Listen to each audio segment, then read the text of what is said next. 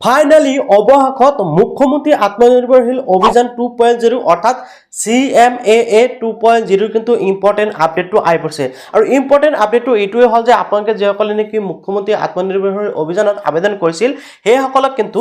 জানুৱাৰীৰ 15 তাৰিখে কি কৰিব প্ৰথম কিস্তিৰ টকাটো দিয়া হ'ব অৰ্থাৎ প্ৰথম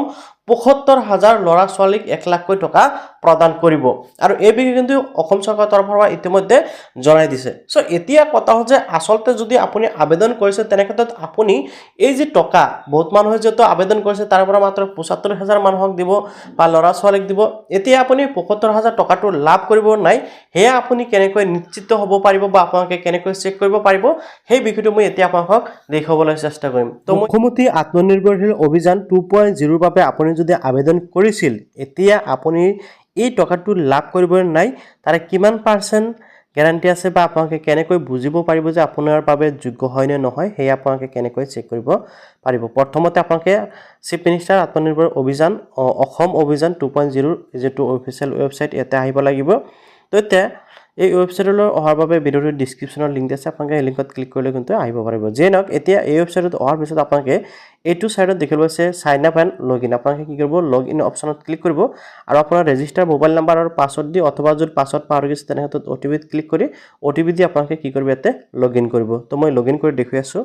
মই জাস্ট ইয়াতে লগইন অপচনত ক্লিক কৰি দিলো লগইন অপচনত ক্লিক কৰাৰ লগে লগে আপোনালোকৰ লগইন হৈ যাব এনেকৈ এতিয়া আপোনালোকে প্ৰথমতে আপোনাৰ নামটো দেখিবলৈ পাব এনেকৈ আপোনালোকে যেতিয়া সাবমিট কৰিছিল ডেটটো শো কৰিব স্ক্ৰল ডাউন কৰি আহিব স্ক্ৰল ডাউন কৰি আহি আপোনালোকে চাওক তলত যেটো অপচন আছে application for chief minister Atmanirbhar Abhiyan 2.0 ইয়াতে চাওক you have successful submit your chief minister Atmanirbhar Abhiyan 2.0 ইয়াতে তলত যেটো আপোনালোকে দেখিবলৈ পাইছে আপোনালোকে দেখিবলৈ পাইছে ৰেফাৰেন্স নাম্বাৰ আপোনালোকে এপ্লিকেশন ৰেফাৰেন্স নাম্বাৰ দেখিবলৈ আছে ইয়াৰ ওপৰত আপোনালোকে ক্লিক কৰিব লাগিব ক্লিক কৰাৰ লগে লগে আপোনাৰ এপ্লিকেশন ডিটেইলছটো ল'ব আপোনালোকে জাস্ট স্ক্ৰল ডাউন কৰি আহিব একদম হেকত আহিব একদম হেকত অহাৰ পিছত আপোনালোকে দেখিবলৈ হ'ব স্ক্ৰল ডাউন হৈ আহি ইয়াতে আপোনালোকে চাওক civil score of the applicant আপোনালোকে দেখিবলৈ পাইছে এনেকৈ কিন্তু আপোনালোকৰ সিভিল স্কোৰটো শো কৰিব ওকে তো এই যে সিভিল স্কোৰটো শো কৰিব ইয়াৰ পৰাই আপুনি নিশ্চিত হ'ব পাৰিব যে আপুনি টকা লাভ কৰিব নাই যাৰ যিমান সিভিল স্কোৰ ভাল হ'ব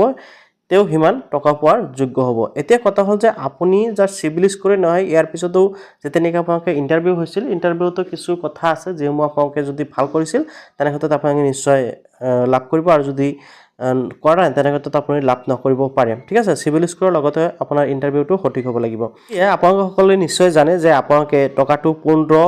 জানুৱাৰীত পাব মই প্ৰথমতে কৈছিল যে আপোনালোকে টকাটো 15 জানুৱাৰীত লাভ কৰিব যদি আপুনি যোগ্য হয় তেনে ক্ষেত্ৰত টকা লাভ কৰিব আৰু যদি যোগ্য নহয় তেনে ক্ষেত্ৰত আপুনি টকা লাভ নকৰে ওকে তো আশা কৰিছো নিশ্চয় আপডেটটো জানিব ভাল নিশ্চয় লাইক এটা কৰিব আৰু এনেকৈ ইম্পৰ্টেন্ট আপডেট পাই থাকিবলৈ চেনেলটো সাবস্ক্ৰাইব কৰিবলৈ পাহৰি নাযাব